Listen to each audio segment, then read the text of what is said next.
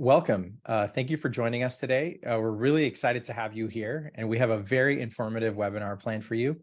Today, we'll be having a conversation with Ray Shipman, an UpCodes customer and a building official in the state of Washington. You'll hear how Ray and his team leverage UpCodes for better customer service as they work with the public. For those of you joining for the very first time, my name is Ashish, and I lead marketing here at UpCodes. As mentioned earlier, I'm joined today by Ray Shipman, who is the building official in the City of DuPont, Washington. I'm also joined by Danielle Delahanty, code research specialist here at UpCodes, who will be leading the conversation today. We're very excited to be here with you. Here's a quick overview of what we have planned for today. We'll take some time to tell you more about UpCodes, what's included in our platform, and the value our customers are finding. And then we'll have a conversation with Ray where we'll walk through how to simplify customer service for your AHJ with UpCodes. After that, we've saved some time at the end for your questions. So feel free to add in questions at any time during the webinar via the Q&A button in your Zoom window. So let's take a few minutes to look at the UpCodes platform. We all know that code research is highly fragmented for the public. Whether it's knowing which codes are relevant or navigating the various iterations of adoptions and amendments, all of this is time-consuming, fragmented, and expensive. Most organizations don't have a dedicated solution for code research or compliance. There's a wide range of dedicated solutions for project management, specification writing, drafting and authoring, plan review, and visualization. There hasn't been a compelling solution out there for code compliance. This is why we started UpCodes. With UpCodes, anyone involved in the design, construction, or occupancy of a building spend less time searching for the right code and more time designing and building amazing things. You have this consolidated platform for code visibility and access that enables automated and structured research that can be easily shared and referenced by anyone on the team. And since we've started, we've seen a significant uptick in usage and adoption across architecture, engineering, general contracting, building officials and plan examiners, and even ownership groups.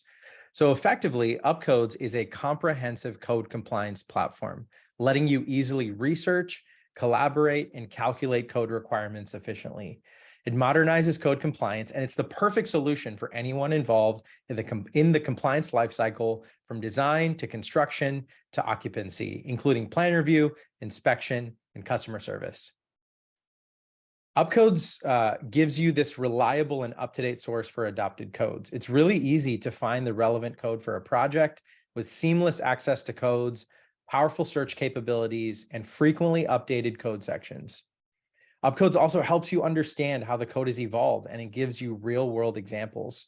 You can build team-wide code expertise with detailed code diagrams and the ability to compare code sections across jurisdictions or across code year collections. UpCodes also lets you structure your code research and collaborate on projects efficiently. You can get stakeholders on the same page with tools to structure your research around projects, collaborate with your team, and build project templates. And finally, UpCodes helps you build code reports and export that research. You can efficiently determine code requirements with code calculators and code sheet exports, and then you can repurpose that prior research to simplify the process to get new projects started. And we're proud of the impact we're making with our customers. You get access to over 1,700 state and city codes, along with over 160,000 amendments and over 1,000 detailed code diagrams. You can rest easy knowing that over 7,000 code sections are updated each month on average. And we're not done yet. We're continuing to listen to your feedback, and we're making meaningful improvements to our platform. And now we're going to move on to our conversation with Ray Shipman. A quick intro for Ray. Ray is the building official at the City of DuPont in Washington State. He also spent several years in construction inspection and code development. Prior to working at DuPont, Ray was a code specialist for Washington State under the State Building Code Council, where he was responsible for organizing technical advisory groups, code interpretation, and taking state amendments through the rulemaking process to get them codified. Ray is also the elected fire commissioner for the city of Winlock. And in his free time, you can find Ray cruising on his motorcycle out on backcountry Washington roads. Now I'm going to hand things over to Danielle, who will be leading our conversation with Ray. Danielle, why don't you take it away? Hi, everyone. Welcome to our webinar today. My name is Danielle Delahanty. I am the code research specialist, here at UpCodes. Our team is responsible for keeping the UpCodes catalog up to date. Before joining UpCodes, I also worked for my local AHJ for 14 years in New York City.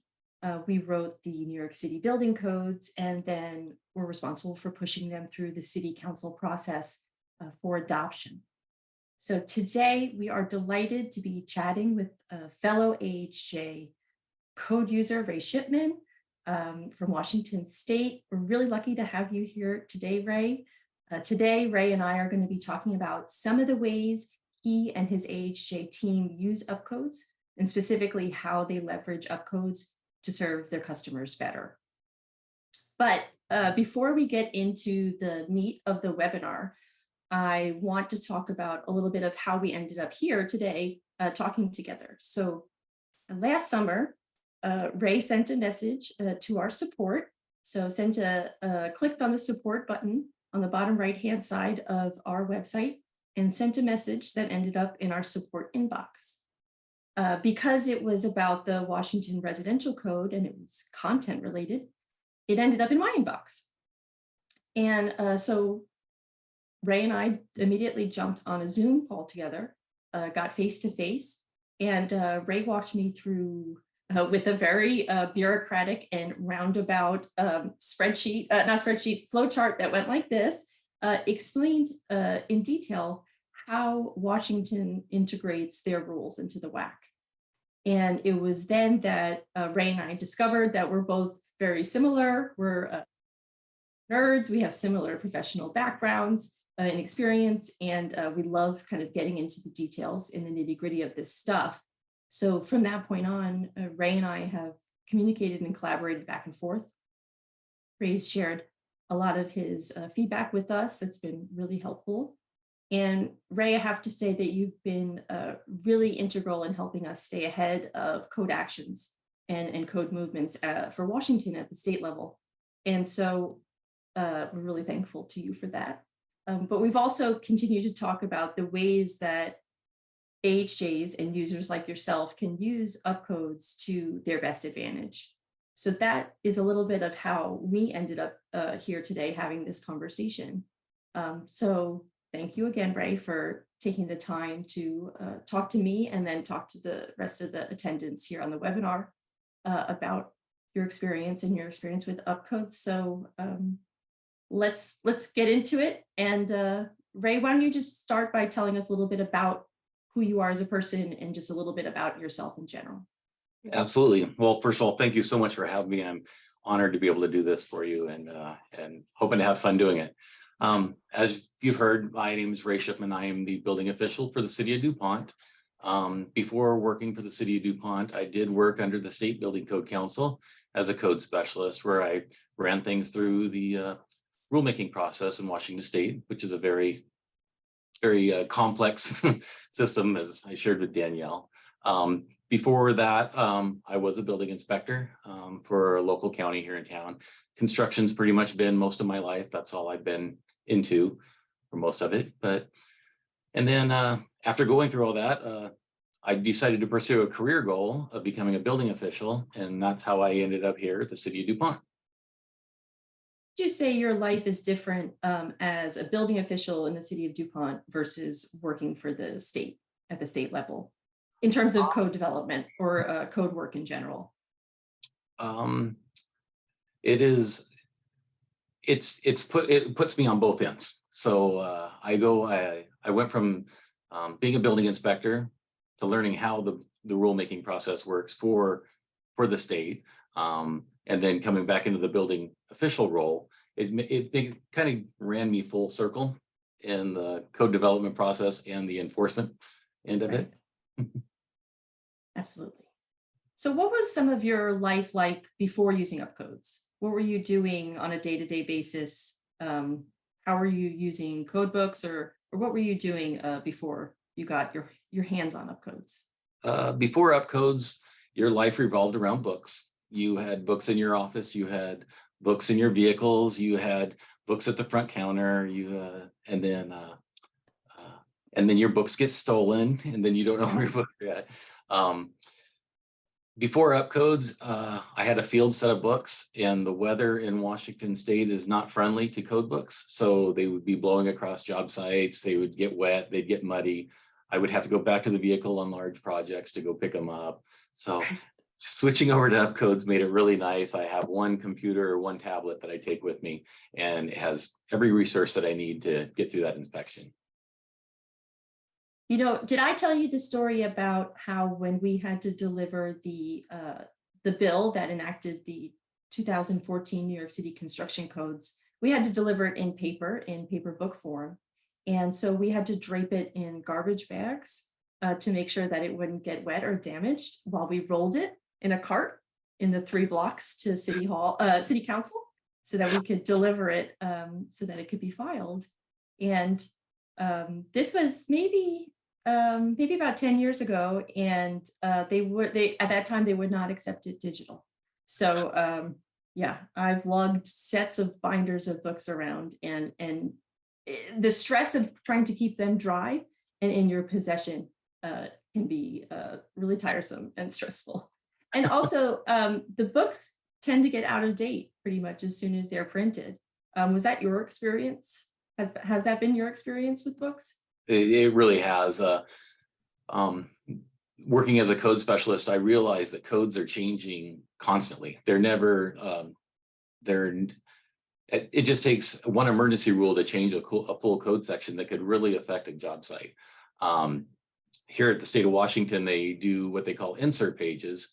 And after the code goes into adoption on a specified date, which is July 1 here, they produce these insert pages, and you take the page and you insert it in the proper location in your code book for reference that that code section's not adopted, but this one is.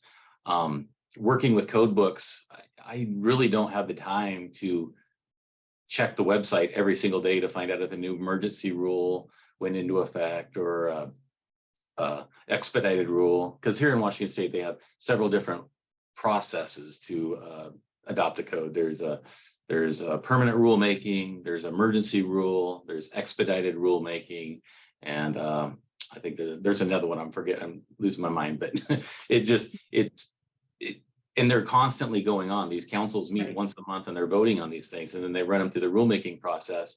And you may go to the council meeting and find out that this has been pushed through, but then the governor vetoes it and it doesn't get through. So you put this page in your book thinking you have a new code. So it is near impossible to keep up with all the code books and all the code changes, just referencing books.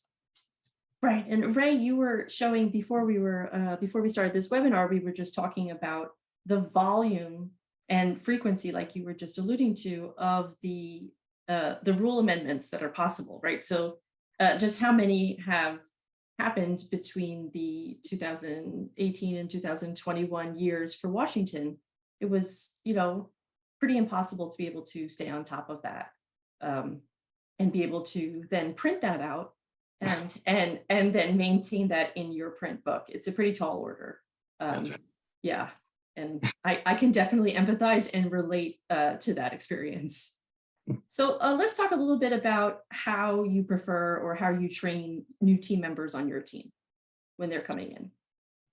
When I'm training new team members, inspectors or plans examiners, I'm really big on keeping, I like to keep them in the books. The number one rule for a new code, a new person getting into codes that I like to train them in is just memorize the code section or memorize the chapters.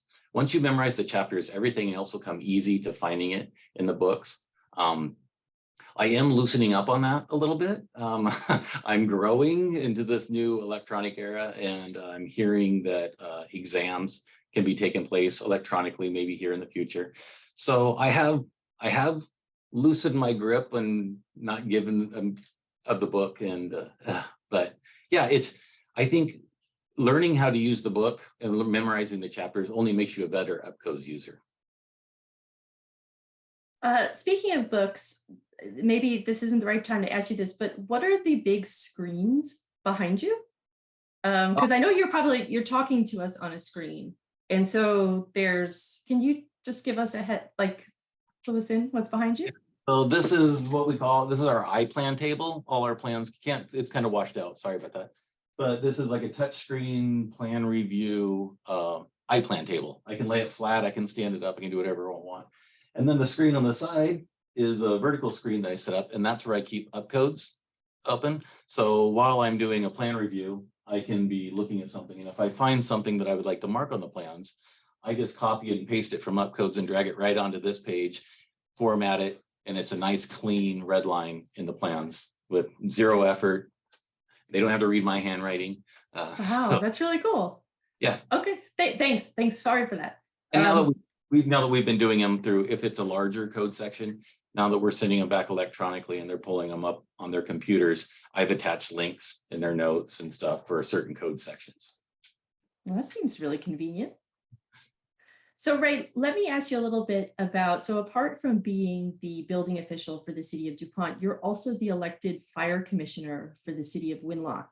So how do you use UpCodes in that role? Or do you use UpCodes in that role as fire commissioner? Yeah, just recently in our last fire commissioners meeting, we were talking about some code changes that were coming into effect with the adoption of the Wildland Urban Interface Code. Well, a lot of people in the audience or the other commissioners were not aware of anything about this. And I said, I was just explaining that there was going to be some large code changes that were going to affect a lot of people, not only where I work, but also where I live. And I just in conversation, I mentioned to him, I says, if you just log on to UpCodes or if you Google UpCodes, you can pull up the Wildland Urban Interface Code and read about some of the code changes that were happening. And before I could finish my speech or what I was talking about everybody had their cell phone out and they've already had it pull it up and were asking questions about the code before I was even off the podium. So it was just an amazing tool to where if we had a book, we'd be passing it around the audience, or I'd just be reading out of the book. Everybody could see it firsthand. I could do pointers in it and we could read the subjects that I thought were going to be hot button subjects for the area. Yeah, together in real time right there. That's great. Right. So let me ask you, what has been, or can you highlight some of the value of UpCodes that you and your team, have found? Well, with the I-plan table that we just mentioned out here and having UpCodes there, the cleanliness of my plans for the customers when I get them back, having everything the same font, it's bright, it's red, it's perfect for them to notice the changes right away. The diagrams have been helpful in the fact that we don't do handouts anymore. We print them off UpCodes and we hand them to the customer right over the counter. I have spent countless hours building deck handouts and window handouts and everything, and UpCodes has taken that role away from me, which is I'm not complaining about one bit. Yep. And just the cost savings that we have saved here, just having an UpCodes platform, not having to store books. I would say the money that we had saved has been the biggest advantage to us being here and using UpCodes. And like you said, can you talk a little bit more about how it's saved you time in being able to, for staff to keep their books updated and in serving customers? Like, I know that you said that you've been, using it on your daily tasks and being able to give something to the user instantaneously versus having to go back to your desk and research it and then follow up with them later. You're eliminating one of those steps. Yeah, absolutely. I'm kind of a one-man show here. At DuPont, I do the building inspections. I'm the building official. I've been very fortunate just to be able to bring on a amazing permit tech. She's been amazing so far. But we're working together on that. The time savings that we talked about. I don't have a lot of time to do a lot of other things other than the duties that I have. So not having to look up the code changes and put them in the book and update my books or update the handouts or any of those things has been so instrumental in keeping DuPont moving forward smoothly. There's nothing worse than I use UpCode links in our website. There's nothing worse than having a website that's not updated and getting bad handouts or bad code. And you're like, I pulled it off your website. Here it is. my time in emails, just being able to copy a link and put it in my email. Yeah. And when the customer gets it, they open it up and they see the full code. They can ask me a specific question. And now they're asking me specific questions off what the code says, not specific questions of what their friend told them or her friend told them over coffee or what they got to do. So we're both looking at the same document at the same time. Yes, that's great. And it helps people, like you said, it helps get closer to providing code assistance instead of doing the code work for the, the user, Right. you know. Well, we yeah. talked a little bit about time savings. I mean, just when I'm looking at a code and I'm reading it and I ask code sections, before when it would reference another code book or another code section, I would have to go back and get that book, pull it back, then cross-reference the book. And with UpCodes, they just hover over the code section or you hover over a definition and it pops up at the bottom of the screen. And that alone is a huge time saver. Yeah, the comprehensiveness, the Yes. fact that you don't have to keep going over, either going to physically borrow somebody's book or purchase it, or and you're reading the information that you need to read for that code section. You're not having to filter through other parts of the code. the entire thing, right? Typically to the point, yes. Okay, so let me ask you this question. Do you have any tips or tricks that you would recommend for others in the industry who are using or plan on using UpCodes? Well, I kind of touched on them before. If you get into, if you're doing plan reviews, if you're doing electronic plan reviews, the copy and paste feature is your best friend. The link feature is your best friend. Even if you're not using electronic plan review yet, the fact of just having UpCodes and putting them in your letter of approval, you can put the direct code section right in the letter. You can attach it to an email. It just, there's so many tricks that you just learn. It's kind of like riding a bike. I can't explain how I ride a bike. I just get on it and ride it, and it just stays up and it just goes straight. And it works. Yep. It works. So I think there's a lot of features that I use, and usually what happens is when I'm showing another building official or a building inspector how I use it, as I get the oh yeah, don't forget about this. You can do this and you can do that, and then so it's just using it and getting comfortable with it, and it's not hard to use at all. I mean, once you start using it, it just everything. It's just like using a code book. It's on your computer screen, and you get more information right away. Right. Okay, so what would you, if you had to, what would you say is like your 5 favorite features? Top 5 features. Search bar number 1. I use that search bar several times an hour. I use the search bar. Hovering over the code section or the definition is a big one for me. Let me see. The other one, the plan review tool. I like to play with that. I'm not the best at it right now, but it gives me a good little checklist when I'm doing plan reviews and things to watch for. I have another one, but it's like riding that bike.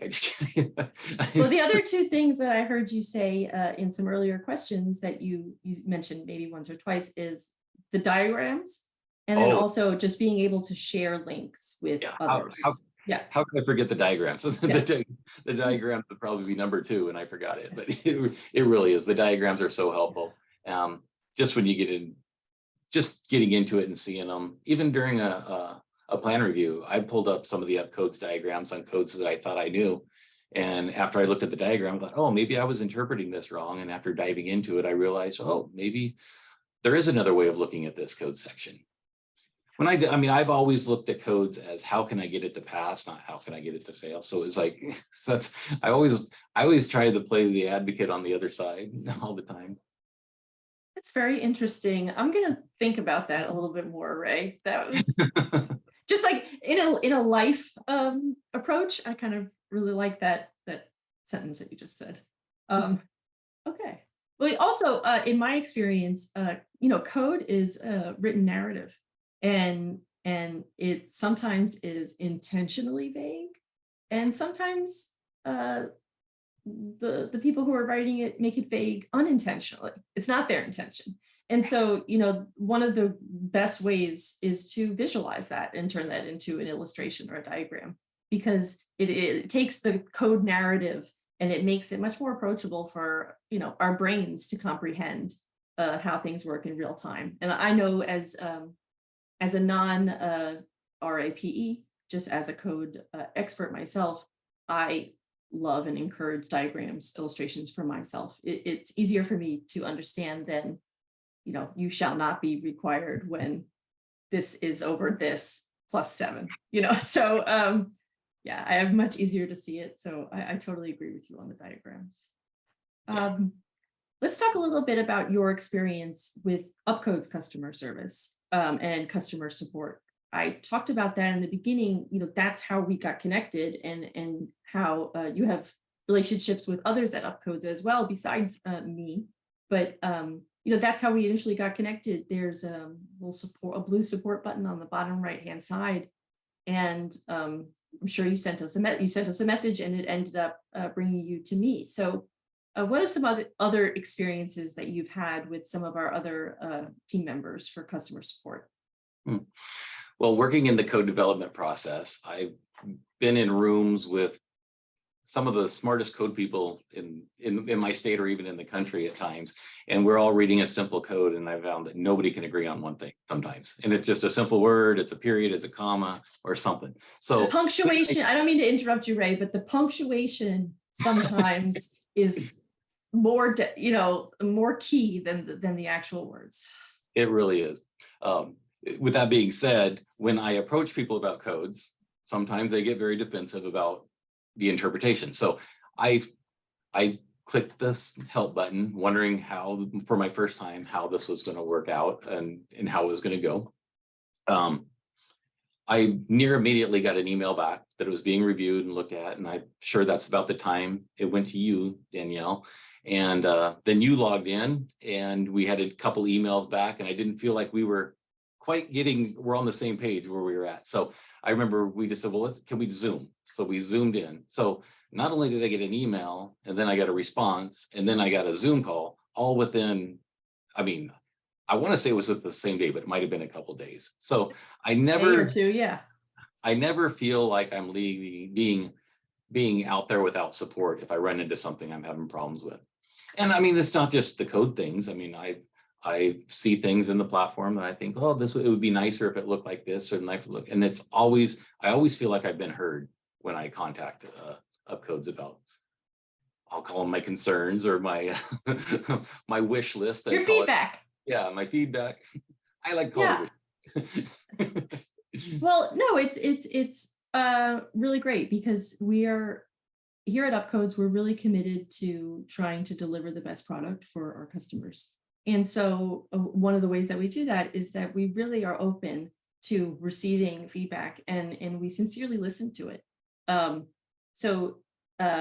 is going to bring up a slide here so that I can make sure that I hit everything. But it's really true. And I told that story in the beginning to just kind of highlight, 6 months ago, or last year in August, Ray and I got connected, and now it's March and we're doing a webinar together. So we really want to hear from our users, our AHJ users, our RAPE users, our design users, about anything that you think would improve how you're using UpCodes, or if you think that we're falling short in some way, how can we serve you better? If you think that we would like, if you would like to see a new code book, if you would like to see a new jurisdiction hosted, or you think that there is a code section that could really use a diagram to make it better, please reach out to us. There's support at up.codes. That's where you can email us. There's also the support button, which is on the bottom right-hand side, and that will open a box for you to contact support directly.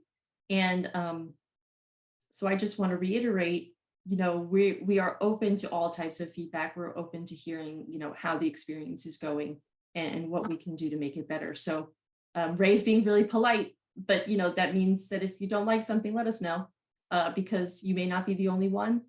And we sincerely take a look at everything that comes our way. So I just wanted to make sure to hit that note for everybody who's on the call today. Don't everybody send an email to support right now, but just let it trickle in tonight. But we really are interested in forming relationships with our customers. So please make sure to do that. And then you can one day come on a webinar here at UpCodes and get interviewed by somebody on our team like Ray. So I think that we should go to Q&A from the people on the webinar, since I think I've asked as many of my questions so far. Thank you so much, Danielle, Ray, for that conversation. Let's go to a few audience questions now. When you think about a new person getting into the codes and using UpCodes for the first time, like maybe a newer AHJ user, or someone who just, Ray, you talked about memorizing the code, the chapters, right? So, or the chapter titles. How have you kind of helped folks on your team, but also maybe folks in your network navigate to kind of that digital format? What have been some of the ways you've transitioned or helped others transition to digital from the physical? I think that it's just the way it's going. I don't think we can stop it. So I kind of force them in a way. If I get emails, they get links back. They don't get answers. So, and then I'll put a link, and then I'll put my my explanation below the link, and then they're kind of forced into it. But it's hopefully I'm answering your question right. I try to share with them the ease of how easy it is to use. How easy it is to use. Yeah, no, that's perfect. And then kind of a follow-up to that, Ray, and maybe Danielle, you could speak to this from your New York City days. How do you have that conversation internally with the team? Like, how do you communicate the efficiencies of UpCodes if you can only influence without authority, maybe? Well, for me, it goes back to the diagrams, because I'm kind of the only one that's in the codes. I mean, the permit tech will be in the future, but just having the diagrams and be able to come back to my office and print one out and hand it out. And I didn't spend half a day making it, putting on letterhead, doing all the stuff that we would normally do. I think the customers see it. I mean, we just kind of do our own thing in our office and how we do it, but it's just how efficient it is. Mm-hmm. Danielle, did you want to speak to that at all? I just wanted to, this might be to the earlier part of the question, but there's, when I was coming up in the game in New York City, one of the most difficult things for me as in understanding code is the comprehensiveness of it, in that you don't just read one chapter in one code and call it a day and you're done and finished. You need to be double checking that there isn't a different requirement, an additional requirement, a supplemental requirement required elsewhere. It's your responsibility to be, looking out for those requirements. And so I think that's one of the huge benefits of UpCodes, is the ability to have a platform where you can access all of those resources kind of instantaneously clicking together and looking and reviewing in real time. Okay, I'm looking at that there, I'm looking at that there. What's the requirement? And I think that's one of the ways that you can sell people, because otherwise you're literally digging through the depths of a 3-ring binder to look through another 3-ring binder. And when you could just use the search bar or hover over the links and click there right away. And so like the savings of time is something that I think is so valuable to code people. and hopefully newer code people, who want to be running efficiently as possible.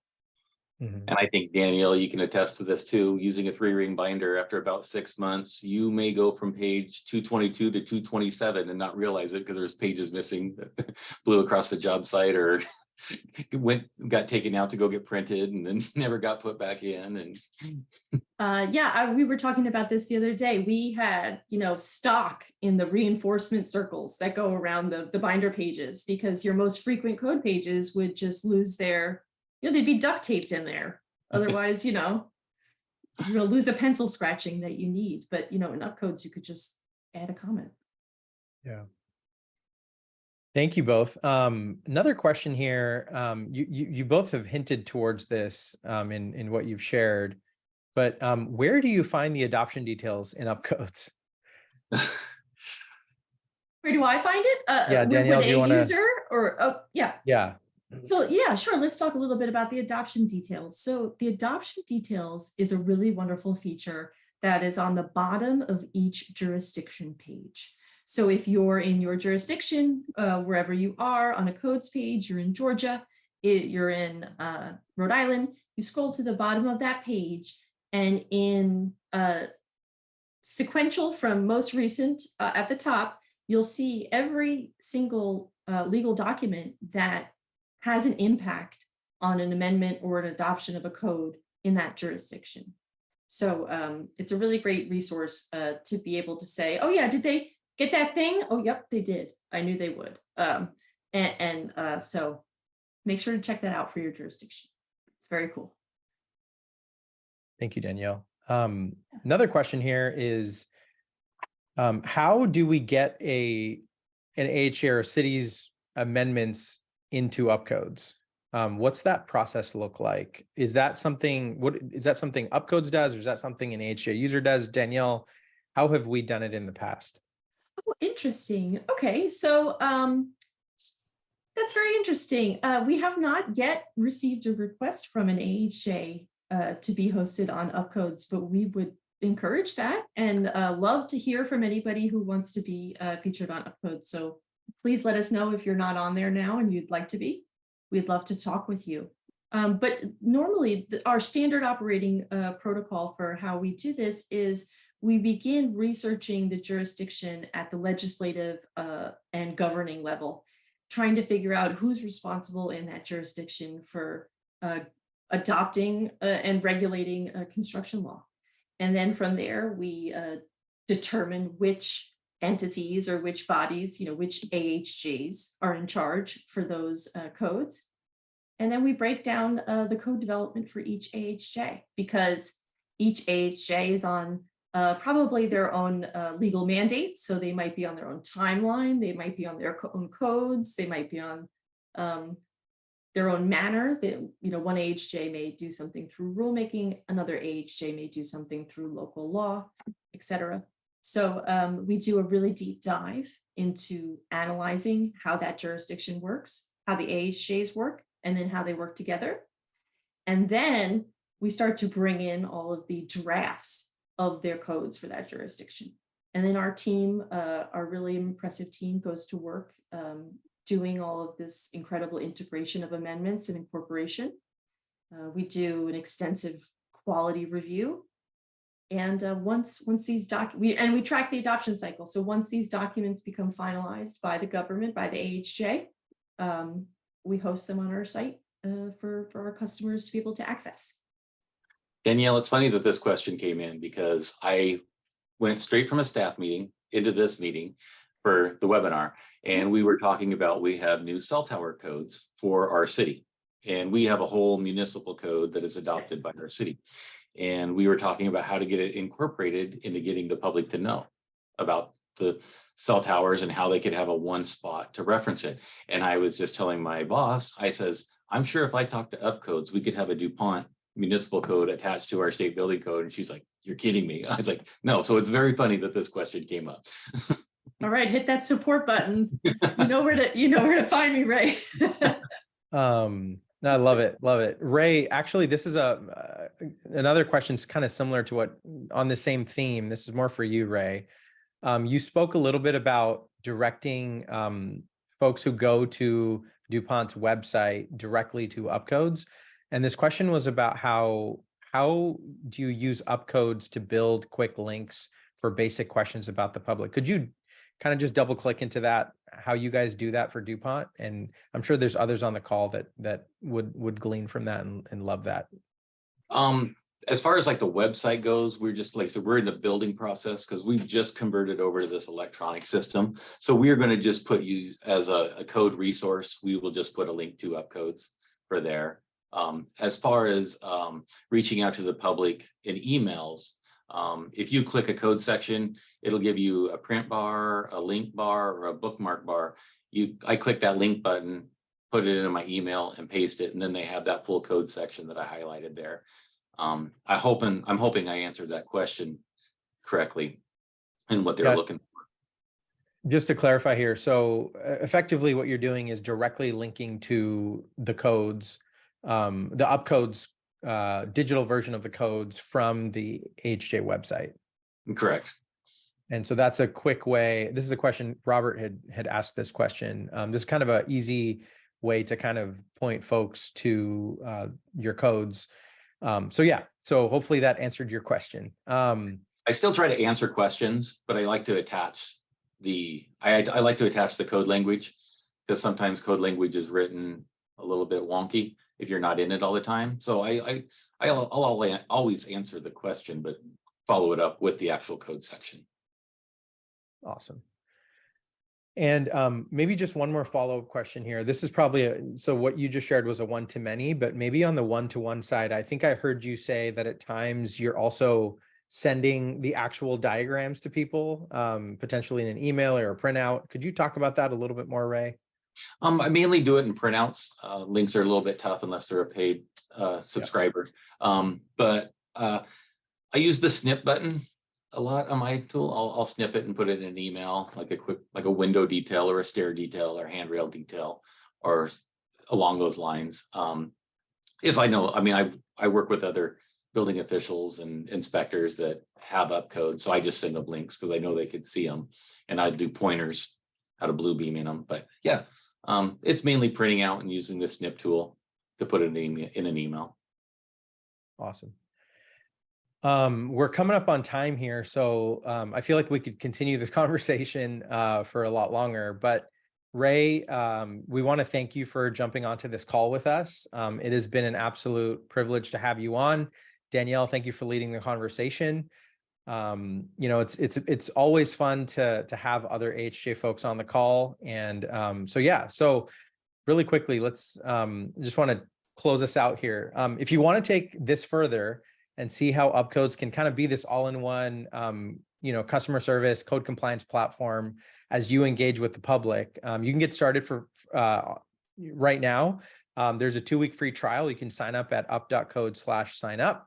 The code access is free, but some of the other features that Ray spoke to, like search and diagrams and you know, code compare and all the other things, all of those are within the paid side of UpCodes. You can give that a try via the 2-week free trial and then see if that is going to work for your AHJ. Thank you all for joining us today. We're really excited to see how you leverage UpCodes as you work with the public. If you have more questions, you can contact us directly at support@up.codes. And with that, have a wonderful rest of your day. We'll see you again at a future webinar. Thank you.